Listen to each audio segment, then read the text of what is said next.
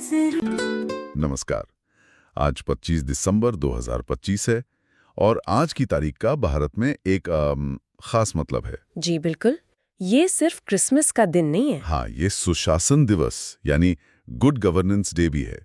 ईमानदारी से कहूँ तो सुशासन शब्द सुनने में बहुत भारी भरकम और थोड़ा सरकारी सा लगता है। बिल्कुल लगता तो है। आज हमारा मिशन एकदम साफ है, ये समझना कि इस बड़े से शब्द का आम इंसान की जिंदगी में क्या मतलब है। और उससे भी जरूरी सवाल कि क्या हम इसे माप सकते हैं? हाँ, क्या कोई ऐसा तरीका है जिससे पता चले कि देश सही दिशा में जा रहा है या नहीं? यही सबसे बड़ा सवाल है। और इसी सवाल के जवाब में हम आज सुशासन सूचकांक यानी गुड गवर्नेंस इंडेक्स पर बात करेंगे। अच्छा, सुशासन सूचकांक। जी ये एक ऐसा टूल है जो इस बड़ी सी सोच को आप कह सकती हैं आंकड़ों में बदलने की कोशिश करता है। और इस दिन का रिश्ता भारत के पूर्व प्रधानमंत्री श्री अटल बिहारी वाजपेयी की जयंती से है, जिनका मानना था कि सरकार का काम सिर्फ शासन करना नहीं बल्कि लोगों की जिंदगी को आसान बनाना है। तो चलिए इसी सोच को पकड़कर आगे बढ़ते हैं। इस सूचकांक के नंबरों और रैंकिंग में उतरने से पहले ये समझना जरूरी है कि इसके पीछे की वो शख्सियत कौन है। बिल्कुल। जब हम वाजपेयी जी के शासन के दौर को देखते हैं तो उनका सबसे बड़ा आइडिया क्या था? मतलब सरकार को काम कैसे करना चाहिए? देखिए, उनकी सोच के 3 मुख्य स्तंभ थे। पहला, लोकतांत्रिक आदर्शों को मजबूत करना, मतलब जहां हर आवाज सुनी जाए। हर आवाज की कीमत हो। दूसरा, सामाजिक बराबरी, जिसमें महिला सशक्तिकरण पर उनका खास जोर था। और तीसरा, विकास जो जमीन पर दिखे। विकास जो दिखे। मतलब उनका मानना था कि अच्छी सड़कें, बेहतर फोन कनेक्टिविटी ये सिर्फ सुविधाएं नहीं है। अच्छा। ये देश को जोड़ने और नए मौके पैदा करने का जरिया है। आपको उनकी यही सोच आज जीजीआई के अलग अलग हिस्सों में दिखेगी। जैसे उनका महिला सशक्तिकरण पर जोर आज हमें सामाजिक कल्याण वाले सेक्टर में जन्म के समय लिंगानुपात जैसे पैमाने में साफ दिखता है। मतलब ये इंडेक्स सिर्फ आंकड़े नहीं है, बल्कि ये एक तरह से उनकी सोच को जमीन पर उतारने का एक तरीका है। उन्हें तो भारत रत्न से भी सम्मानित किया गया था, है ना? जी, 2015 में भारत रत्न और उससे पहले 1992 में पद्म विभूषण भी। ये उनकी राष्ट्र सेवा को दिखाता है। तो आइए अब उस टूल पर आते हैं जो इस पूरी सोच को मापता है, सुशासन सूचकांक या जीजीआई। बिल्कुल, जीजीआई। इसे 2019 में प्रशासनिक सुधार और लोक शिकायत विभाग यानी DARPG ने शुरू किया था।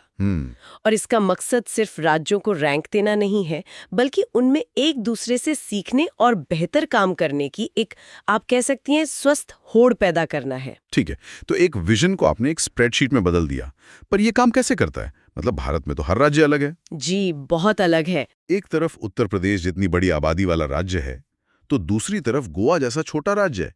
आप इनकी तुलना एक ही तराजू पर कैसे कर सकते हैं? ये तो सेब की तुलना संतरे से करने जैसा हुआ। आपने बिल्कुल सही मुद्दा उठाया है और यही इस इंडेक्स की सबसे खास बात है। अच्छा। ये सेब की तुलना संतरे से नहीं करता। इसने राज्यों और केंद्र शासित प्रदेशों को 4 अलग-अलग ग्रुप्स में बांट दिया है। 4 ग्रुप्स में कैसे? हाँ, ग्रुप ए में बड़े राज्य हैं, ग्रुप बी में दूसरे बड़े राज्य, फिर उत्तर पूर्वी और पहाड़ी राज्य और आखिर में केंद्र शासित प्रदेश। अच्छा। इससे हर राज्य का मुकाबला अपने जैसे राज्यों से ही होता है, जिससे तुलना निष्पक्ष हो, है ना? हाँ, ये तो काफी समझदारी वाला तरीका है। तो फिर 2020-21 के नतीजे क्या कहानी बताते हैं? कौन से राज्य अपनी अपनी लीग में चैंपियन बनकर उभरे?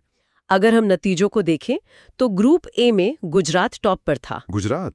जी, जिसके बाद महाराष्ट्र और गोवा थे। ग्रुप बी में मध्य प्रदेश ने बाजी मारी और उसके पीछे राजस्थान और छत्तीसगढ़ थे। और पहाड़ी राज्यों में? पहाड़ी राज्यों में हिमाचल प्रदेश सबसे आगे रहा और केंद्र शासित प्रदेशों में दिल्ली का प्रदर्शन सबसे अच्छा था। यहाँ एक बात मेरे दिमाग में आ रही है। गुजरात, महाराष्ट्र, ये राज्य तो आर्थिक रूप से काफी मजबूत माने जाते हैं। हाँ, माने जाते हैं। लेकिन केरला जैसा राज्य, जिसकी सामाजिक विकास के लिए दुनिया भर में तारीफ होती है, वो अपने ग्रुप में टॉप 3 में नहीं था। तो क्या इसका मतलब ये है कि ये इंडेक्स आर्थिक विकास को सामाजिक विकास से ज्यादा तवज्जो देता है? ये एक बेहतरीन सवाल है और ये हमें इस इंडेक्स की गहराई में ले जाता है। जीजीआई में 10 अलग-अलग क्षेत्र हैं और कुल 58 संकेतक। 58 काफी ज्यादा है। जी, इसमें आर्थिक शासन है तो सामाजिक कल्याण भी है, सार्वजनिक स्वास्थ्य भी है और न्याय व्यवस्था भी। अच्छा, सब कुछ है। सब कुछ है। गुजरात का टॉप पर आला ये दिखाता है कि उसने कई क्षेत्रों में, खासकर आर्थिक शासन, बुनियादी ढांचे और उद्योग में बहुत अच्छा प्रदर्शन किया।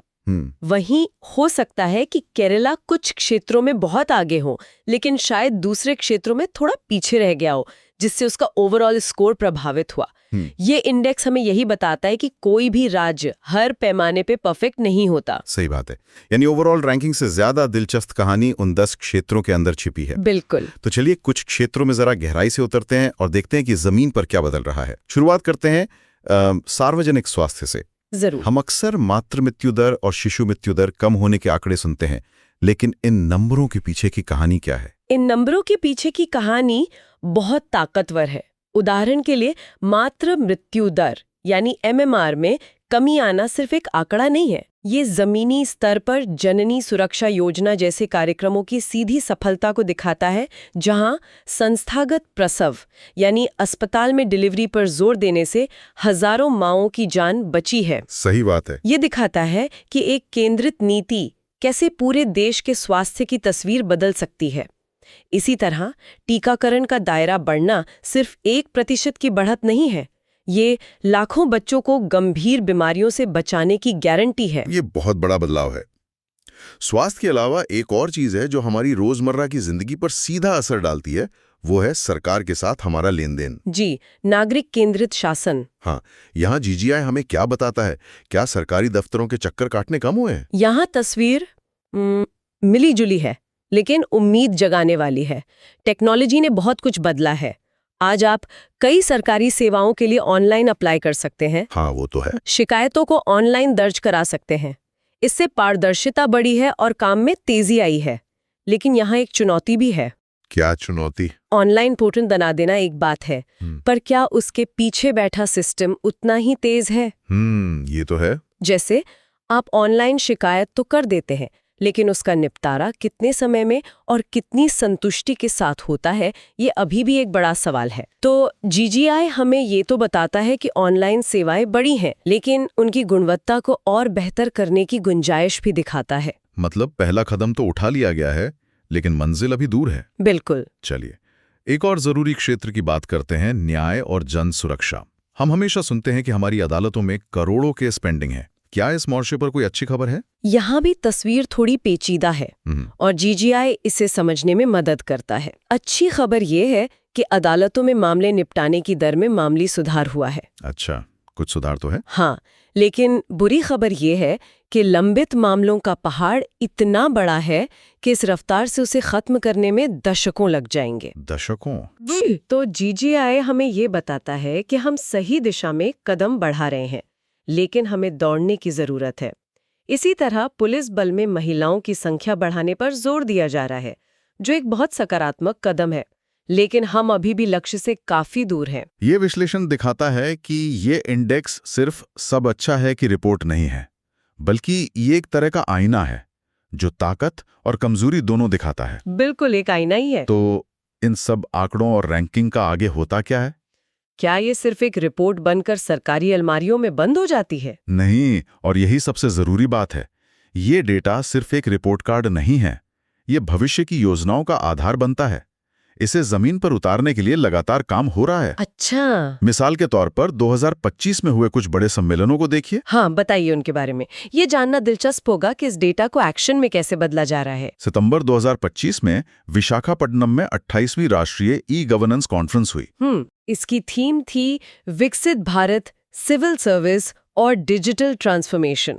वहां सिर्फ बातें नहीं हुई, बल्कि विशाखापट्टनम घोषणा को अपनाया गया। विशाखापट्टनम घोषणा, इसमें क्या खास था? इसमें डिजिटल गवर्नेंस को आम आदमी के लिए और आसान और असरदार बनाने का संकल्प लिया गया। और एक कोई अंतर्राष्ट्रीय स्तर का सम्मेलन भी हुआ था जहां दुनिया भर के लोग शामिल हुए थे ना? जी, फरवरी 2025 में नई दिल्ली में अंतर्राष्ट्रीय प्रशासनिक विज्ञान संस्थान मतलब IIS और DARPG ने मिलकर एक बड़ा सम्मेलन किया। अच्छा। इसमें 58 देशों के प्रतिनिधि आए थे। यहाँ विकसित भारत एट 2047 गवर्नेंस ट्रांसफॉर्म्ड नाम की एक विस्तृत किताब भी जारी की गई। 58 देश? ये तो बहुत बड़ी बात है। और एक और बड़ी बात ये हुई कि DARPG के सचिव श्री V श्रीनिवास को IIS का अध्यक्ष चुना गया। ये दिखाता है कि भारत अब सुशासन के मॉडल को सिर्फ अपना नहीं रहा, बल्कि दुनिया को रास्ता भी दिखा रहा है। तो भारत अब इस क्षेत्र में एक ग्लोबल लीडर की भूमिका में आ रहा है। बिल्कुल। और ये काम सिर्फ बड़े सम्मेलनों तक सीमित नहीं है। एक राज्य सहयोग पहल यानी SCI भी शुरू की गई है। ये क्या है? इसके तहत केंद्र सरकार राज्यों को आर्टिफिशियल इंटेलिजेंस मतलब AI और नई टेक्नोलॉजी का इस्तेमाल करके अपनी सेवाओं को बेहतर बनाने के लिए प्रोत्साहित कर रही है। अब तक 80 से ज्यादा प्रोजेक्ट्स के प्रस्ताव आ चुके हैं। 80 से ज्यादा? हाँ, मतलब राज्य भी बदलाव के लिए काफी तैयार हैं। हाँ, जो दिखाता है कि राज्य भी बदलाव के लिए कितने तैयार हैं। तो आज की पूरी बातचीत को अगर समेटें तो हम इस नतीजे पर पहुंचते हैं कि सुशासन दिवस सिर्फ अटल बिहारी वाजपेयी जी को याद करने का एक औपचारिक दिन नहीं है। नहीं, बिल्कुल नहीं। ये उनके नागरिक केंद्रित शासन के विचार को आगे बढ़ाने का एक जीवंत प्रयास है। और सुशासन सूचकांक इस प्रयास को दिशा देने वाला एक शक्तिशाली डेटा आधारित जरिया है। ये एक GPS की तरह है जो राज्यों को बताता है कि वे कहाँ हैं, उन्हें कहाँ जाना है और रास्ते में कहाँ-कहाँ सुधार की जरूरत है। सही कहा। और भारत की प्रगति इस बात का सबूत है कि जब आप सही चीजों को सही तरीके से मापते हैं और फिर उस पर काम करते हैं तो नतीजे जरूर मिलते हैं। जी। ये सिर्फ हवाई बातें नहीं है, बल्कि आंकड़े इस कहानी को मजबूती से बयां कर रहे हैं। और अंत में मैं एक विचार के साथ इस चर्चा को समाप्त करना चाहूंगी। जरूर। जैसे जैसे भारत 2047 तक एक विकसित राष्ट्र बनने के अपने बड़े लक्ष्य की ओर बढ़ रहा है, ये GGI जैसे उपकरण और भी जरूरी हो जाते हैं। लेकिन असली सवाल ये नहीं है कि हम कितना माप रहे हैं। तो फिर असली सवाल क्या है? असली सवाल ये है, क्या हम उन चीजों को माप रहे हैं जो वास्तव में मायने रखती हैं? और जब आंकड़े हमें कोई अस्वीकारक सच दिखाते हैं, तो क्या हम उसे स्वीकार करके सुधार करने का साहस रखते हैं? बहुत गहरा सवाल है। क्योंकि एक विकसित राष्ट्र का निर्माण केवल आर्थिक आंकड़ों पर नहीं, बल्कि शासन की इसी ईमानदारी पर निर्भर करेगा। इस पर हम सभी को सोचना चाहिए।